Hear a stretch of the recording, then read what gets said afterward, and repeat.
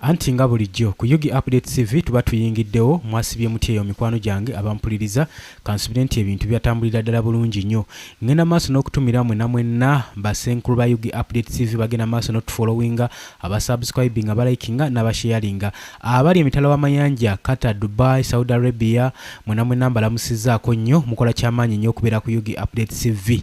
Kakati nno wenjogerera poliisi ekedde kola kikwekweto ekedde kola raid bo kye bayise ekikwekweto okugenda mu maaso n'okubanga bagungumbulula bo group obw'aba criminals bo gangs obw'enjawulo mu kibuga Kampala mu Nakivubo tunnels mu Kampala era kigambibwa nti 18 ba suspects bebakakwatibwa. Security ekedde okulawuna mu kibuga Kampala kibadde kigambibwa nti obumenyi bw'amateeka bubadde bususse mu kibuga. Tulaba ebintu bye bibaawo okuttibwa, kutemulwa, kuwambwako bintu masimu kunyakula busimu mu kibuga Kampala. Kakati tubadde tumanyi nti okuva bazimba batandika okuzimba omwala guno kyali kyataasako okubanga ababbi oba bano ba kifeesi bo armed groups buno mu kibuga Kampala bu ganged group bugenda maaso n'okubanga buzikirizibwa babuwe olw'okuba nti omwala guno guluddewo okumalizibwa. Kakati bano bakafuulanga advantage bagitwalanga advantage okubanga bagenda maaso n'okusisiira omwo munda kasita bakola ebikolwa bye bakoze nga bayingira tunnels ezo munda. Kakati poliisi ekedde kola kikwekweto nebagugumbulula yonna gye babadde nebafuufukuuza. Jjukira omulamu ogundeese wano si kulaga nti nno oba poliisi yagugumbudde bu groups buno bu gangs. Waliwo ensonga gye twagala okutunula mu nsonga eno kubanga bulijjo twebuuza bu group buno busaistainingibwa butya, bubeerawo butya, buyimirirawo butya, buli kadde badipendingira ku kubba. Okimanyi nti nno ab'obuyinza bamanya buhamudi group buno mu kibuga Kampala gye busiisidde ne batabasonga muwadde lunwe oba ne batavaayo kugenda kubakwata ne bakimanya nti nno obubbi oba obunyakuzi bw'amasimu obuli wano obugenda mu maaso mu kibuga mu kitundu kino busiguka wali eri ekyo ab'obuyinza ne bakimanya naye ne batabaako kye bakola. Golowooza lwaki? Okimanyi in some cases bagenda mu maaso n'okufevalinga bu groups buno buyina emirimu egy'amaanyi gye bugenda mu maaso n'okukolera abali mu buyinza abasinga mu kibuga Kampala. Yo waayi oyinza okuddawo n'oweebuuza abaana bano bavaawa, ye baba banonye eki, buli kadde balyaki? Ebyo byonna tugenda kuba nga tubitunuulira gye gimu ku miramwa egituleese wano olunaku olwaleero okubalaga ekigenda mu maaso mu kibuga Kampala nti newankubadde gavumenti egenda mu maaso n'okubanga ebintu bingi ebyekwekamu nekola operations ezimenya amateeka, ezimu ku nsonga tugenda kubanga tuzibawa. Nagambye oli ku Yugi Update TV gwagala otweyungako kirira wansi waliwo ekigambo subscribe kikoneko ojja kubanga osobola bulungi nnyo otwegattako.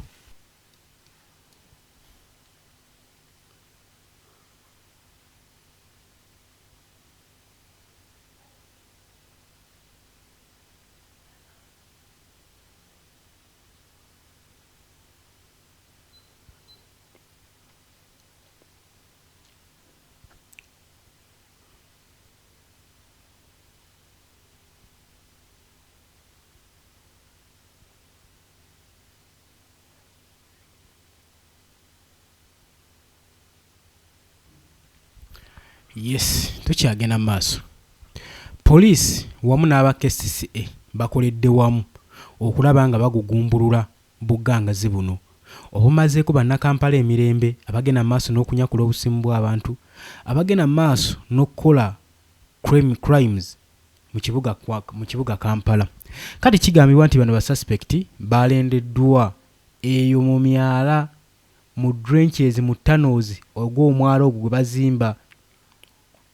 Era security agency bagamba eyo ebadde yafuuse handout yaabwe nga gye beekweka era nga gye bava ne bajja ne babba ne baddayo eyo munda. Eyo babadde bafuddeyo nfo yaabwe gye basinziiriramu okugenda mu maaso n'okwataakinga abatuuze mu kibuga Kampala.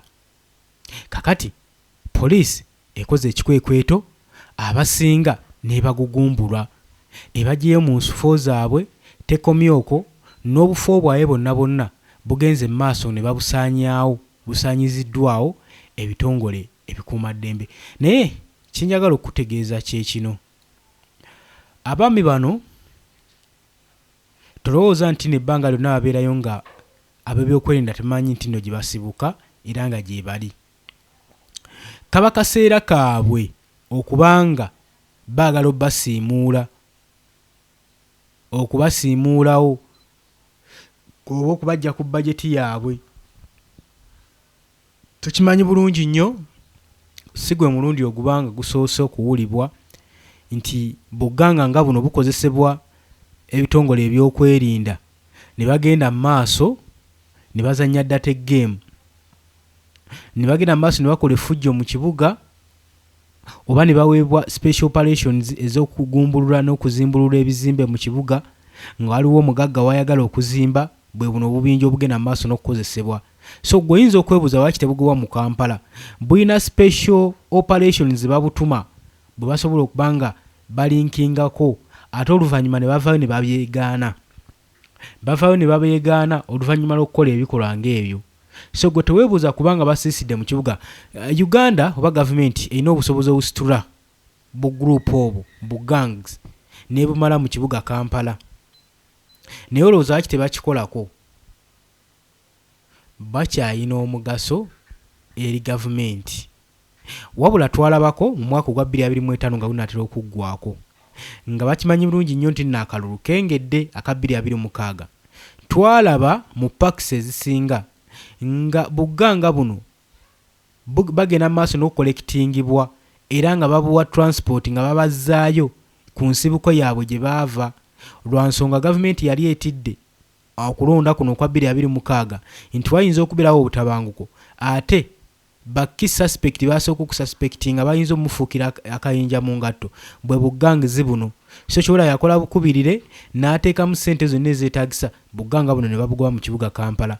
Emboolo nga beetangira okwekalakaasa, nga beetangira nti bano bayinza okuteekawo obwegugumbululo ne batandikawo okwekalakaasa mu ggwanga mu kibuga Kampala. Ekyo nkiwa obadde tokimanyi, obisanga wano ku Yugi Update TV. Kakati operation eno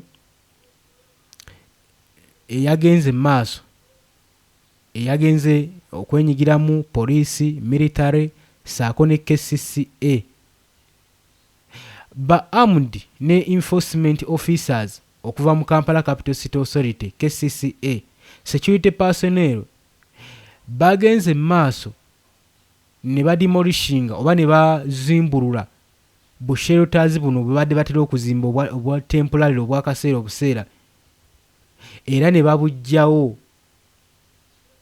Buno nno bubadde bukolebwa bubaati saako ne plywood saako n'amabaati ge twandiise iron sheets, era zino zibadde set up mu channel zaabwe.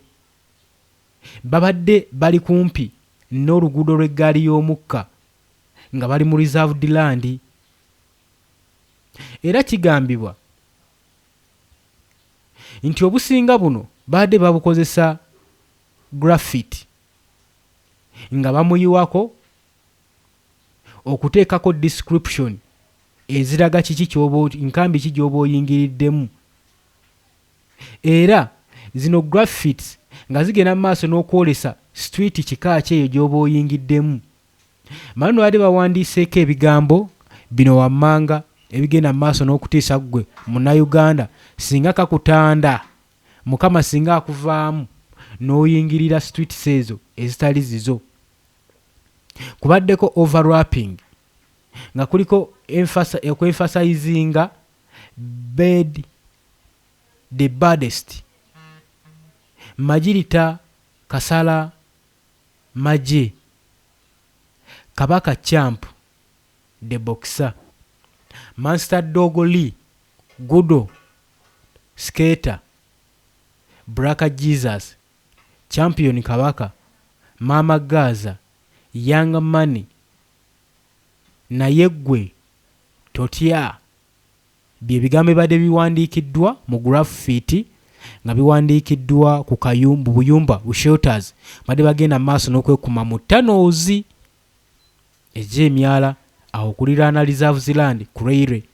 Tukimanyi bulungi nnyo street eyo yonna naddala Queensway yesingamu okubeeramu abanyakuzi b'amasimu n'obusawo ku bugangizi buno obuva mu Katwe Kinyoro bungi busiisiddeeyo era gavumenti ebamanyi nti bano basiisiddeyo naye ekyewuunyisa tekiteekamu nnyo maanyi kiri awo olw'ensonga nti batalina kyakufunamu naye ensonga yonna nga poliisi yakufunamu operation bagikolera ddala bulungi nnyo mu bwangu mu budde. Kati ekyewuunyisa wano wewali ensonga gavumenti yaffe esobola okudeployinga amagye mawanga g'ebunaayira okutaakiriza situation ebeegena mu maaso ne bannansi okubawa safety.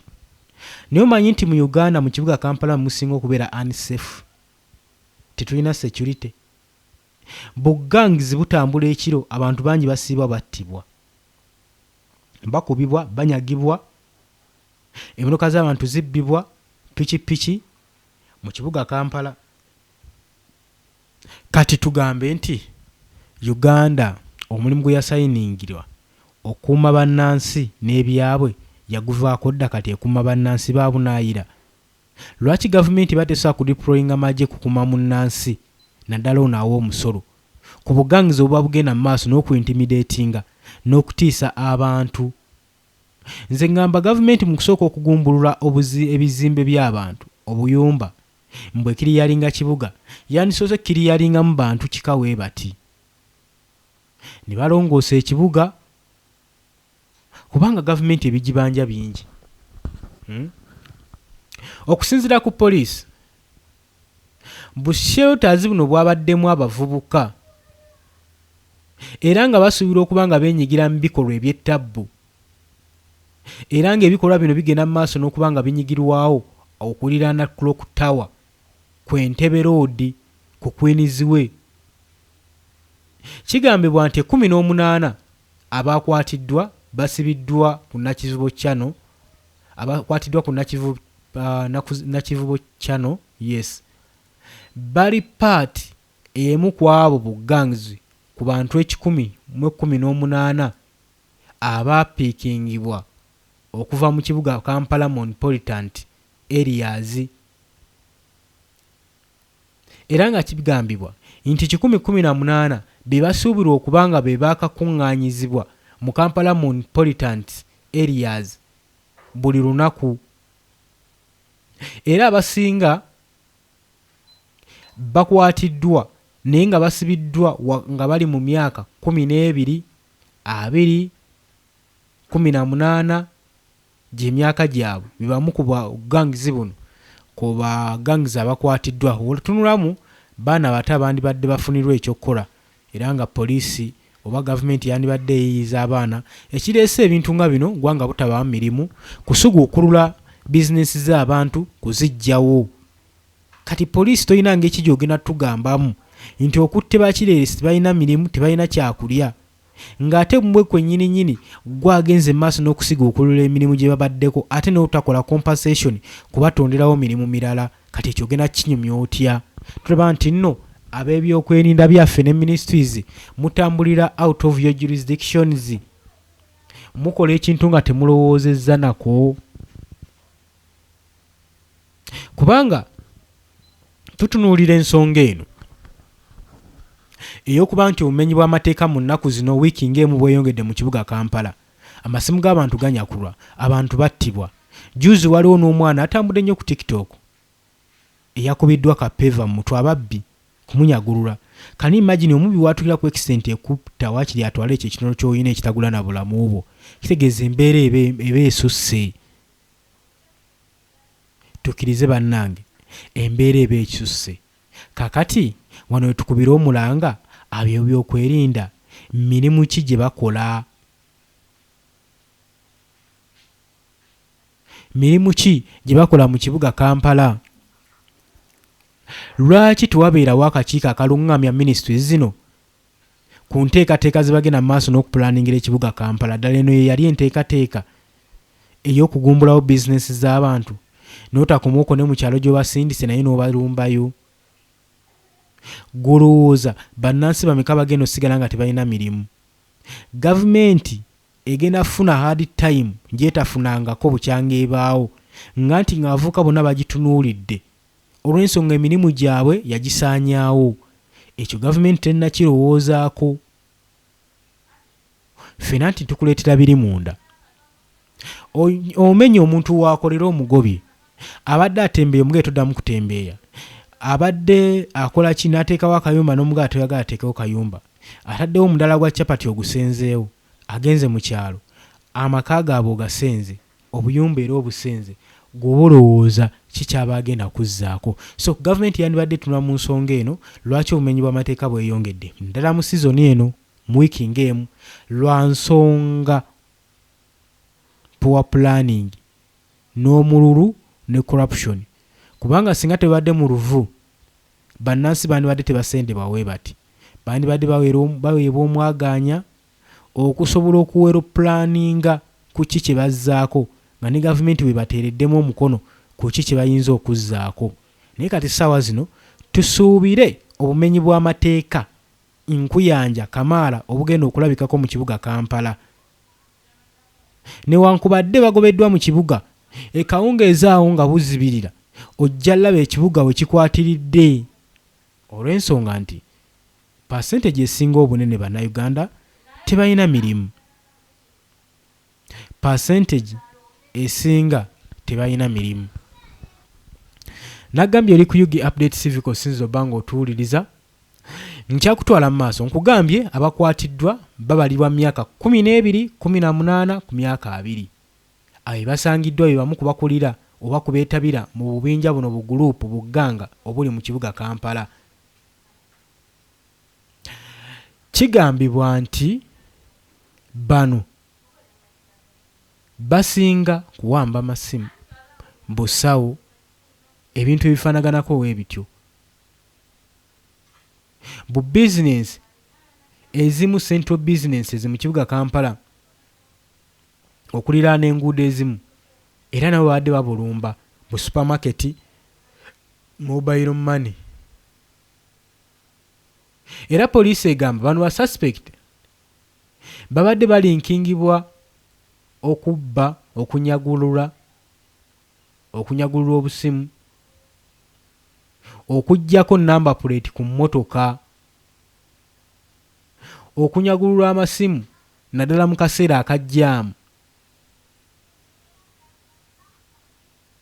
naddala mu central business districts ku nguudo ezisinga, n'ekirekaawo Jinja Road awo ng'otuuka awo e Nakawa, nawo obuguruupu buno obubinja buno bu Armed Group busiisiddewo.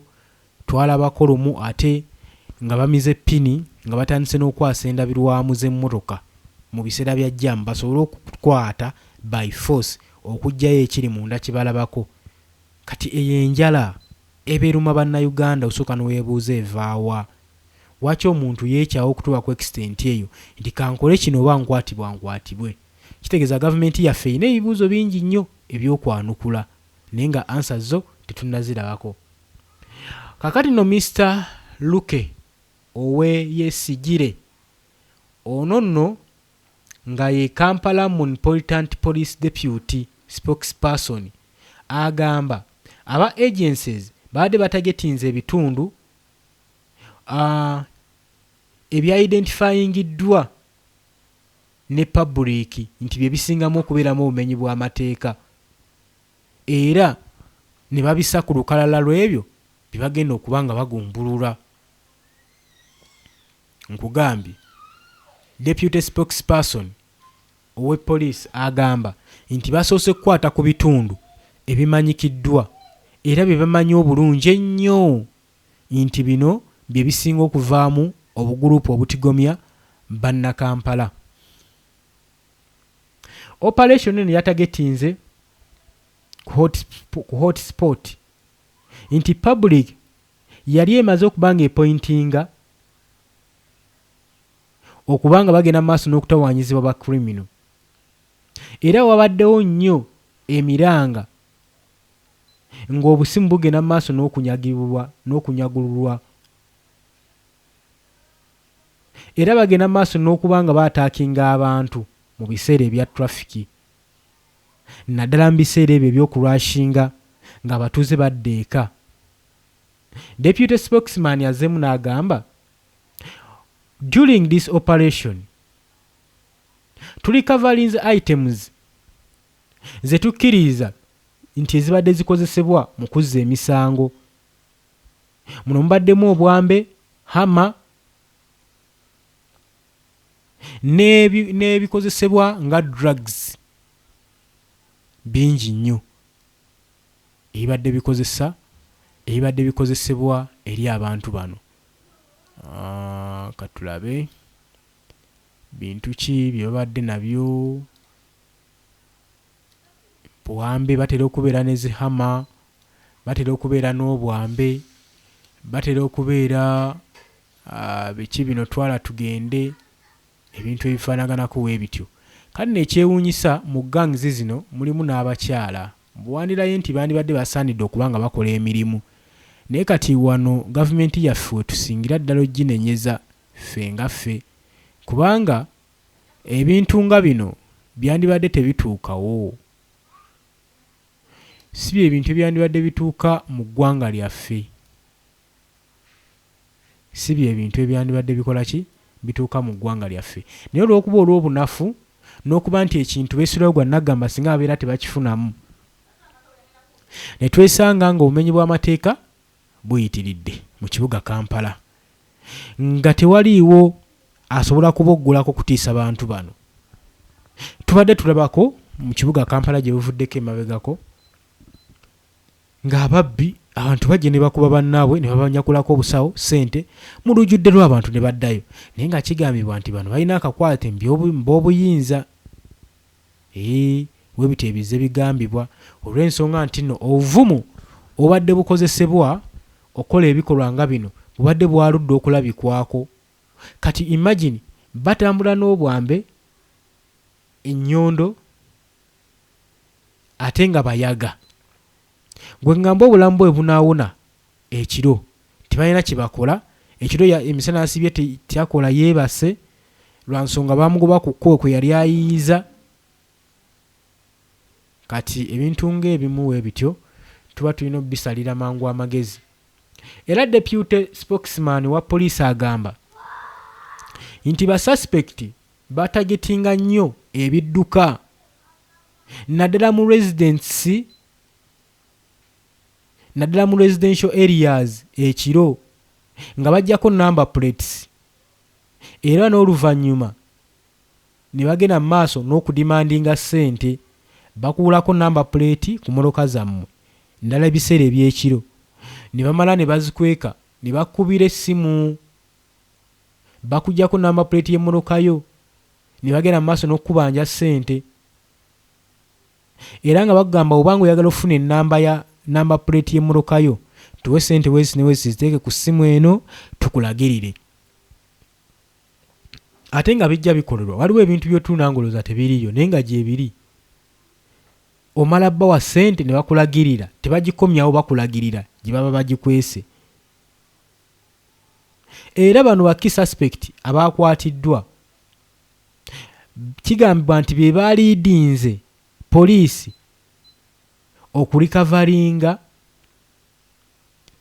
number plate kyenkana 100 ze babadde babba nga zino zonna kati kyebezaamu number plate 100 buli muntu bamusaba emitwalo ng'etaano ku mukaaga zi ssente mmeka. Tesobola kubeera nga bizinesi y'abagganga. eyo bizinesi eteeka okubanga ya muntu munene mu gavumenti oba mu kibuga Kampala. So okugumbulula abantu bano si kyekisaanidde, wabula kwe kumanya ensibuko yaabwe, ani abaduumira, ani abalabirira. Kuba tosobola kuŋŋamba namba plate 100 ezo ssente ezikolekitingibwa zonna ziragawa, ziba zibamala okutandikawo bu small businesses ne bava mu bintu ebyettabbu nga bino, naye tebazifunako. Waliwo gye zigenda mu mikono gy'omunene omu. Singa poliisi egenda mu maaso n'okubanga ebisensula, ejja laba kye tutegeeza oba kye tugamba. Era kigambibwa ab'obuyinza nti enkola eno ey'okubbako namba plate ku mamotoka teri limited mu Kampala wokka, era incidents y'emu ez'eriporting bw'enfunda eziwera ku Ntebe Road, Ntebe Municipality, mu Wakiso District, Kisubi, Mpala, Bayita Ababiri Township, saako n'ebitundu ebirala bingi. Era bino ebitundu bye bamenyeeko bakulabula bagamba bye bisinga okubeera nga biri affected okubbibwako namba plate. So bye bisinga okubeera dangerous in case nga opakinze emmotoka yo. Bino nno bitwale sharinga video, tobitwala ng'ebyokusaaga.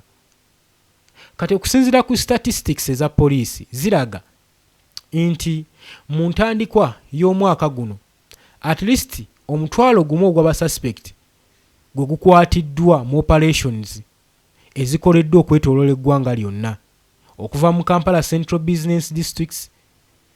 Bangi basuspect bato abalumirizibwa okubeera nga banyakula obusimu bw'abantu. Bagamba baana bato banyakula amasimu, banyakula obusawo, saako ne namba plate, saako n'amanda g'emmotoka. Baganyakula ne bagasumululako ne bagenda ne bagatunda. Era poliisi egamba ennamba ey'abasuspect esinga y'abavubuka abasinga nga bamigratinga okuva mu up countries mu areas nga basuubirayo obulamu obulungi n'opportunity mu kibuga Kampala, so ne beewaayo bajje. Naye ku nkomekkerero okuba gavumenti yaffe ebisindiikiriza abaana mu kibuga, ebaggyeko emirimu gyabwe, ebayigganya, bawunzika, bali mu bulamu obwa street. Bawunzika bali ku streets olw'ensonga nti gavumenti ebaggyeko ekyo ekibadde kibafuula bize, kibadde batwala ng'omulimu. Oba oluusi ba bigaali babipaakinga awo ku kkubo basitula migugu. Kati ow'omugugu oyagala akikola atya? Kubanga waliwo abantu abeetaagisa nga gw'omulimu tosobola gukola nga ow'omugugu yeetaagisa mu kibuga Kampala. Obagobyewo. Waliwo abatunda kasooli ku makubo, obagobye. Abatunda ekikomando, obagobye. Abasika capati, obagobye. Kati osuubira bagenda kuddukirawa? Tajja kuswala kuddayo waabwe, ajja gamba kangira ndaazalaazaamu njafuna ekirala kyenkola mu kibuga. We bigaana ng'ayolekera ki street, ng'atandika kutigomya abantu, kubakuba nnyondo, kunyakula busimu, kunyakula busawo. Katugambe nti no Kampala ekoze much contribution to the high extent eri obumenyi bw'amateeka n'okulyetinga bugangizi buno mu kibuga Kampala, olw'ensonga nti yeesinze okubuza emirimu gy'Abannayuganda. So ffe ebikolwa nga bino tugenda maaso n'obivumirira, ne gavumenti nayo yeebereremu mu bikolwa nga bino. Ate enoonye n'ekisusunku we kiva. Nze mbagambye bano balina omuntu abatwala, era eno ebadde bizinesi ya muntu omu. Era teweeyibaala nga mu ddakiika mu nnaku ziizo bateereddwa bazzeeyo ku street, era ojjawulira emivuyo gye gimu egibaddewo era nga gye gikyaliwo. Gulowooza ki? Oli ku Yugi Update Civic osinzira obanga otuwuliriza olw'obudde munzikirize mbeere nga tukomekkereza ekyolunaku olwaleero. Nga bulijjo ng'era bwe twabasuubiza, tuba tugendako mu comment section yaffe okutunuulira abo abagoberera omukutu guno mikwano gyaffe abagenda maaso n'okukulaakulanya omukutu guno nabagamba omukutu gwammwe mwe bagukulaakulanyiza era asobola okujja mu comment section n'olangirawo kyonna kyonna ky'oba oyagala okukola ki okulangirawo naawe n'osobola okubeera nga bizinesi yo ogikuba abantu. Nyongera okujjukiza nti oli ku Yugi Update TV kosinzira obbanga otuwuliriza gwe nayenna ayagala otweyungako nga bulijjo era nkugamba nti ekigambo subscribe oba omaze okikoonako wansi waliwo akadde ako kakuyambako kuleetera notification message. Ekyo nkisiba nkigamba notification message zituyamba nnyo bannange. Kakati we tudda mu comment section abateesezza ku mulamwa gyaffe mulimu Abasi Mayire Abasi Mayire bale kuteesa Muwanguzi Godfrey naawe obaka bo tubulabye Lutalemwa Niwagaba Niwagaba naawe oteesezza bulungi webale mukola omulimu ogw'ettendo mikwano gyange baganda bange. Mbayitaayitamu wano John Miro webale kuteesa Kanene Jonathan naawe obeerako webale kuteesa Mariam Matovu webale kubeera ku Yugi Update TV bannange mwebale kubeezaawo mayengo ga channel yammwe. Tusomeyo nga babiri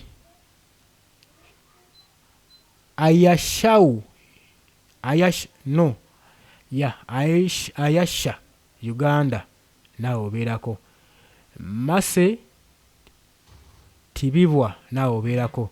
Ngenda maaso n'okutumira wano emikutu gino wammanga mwebale kwebereramu. Anet Nakafeero naawe obeerako. Red Zone nkutumiddeko nnyo.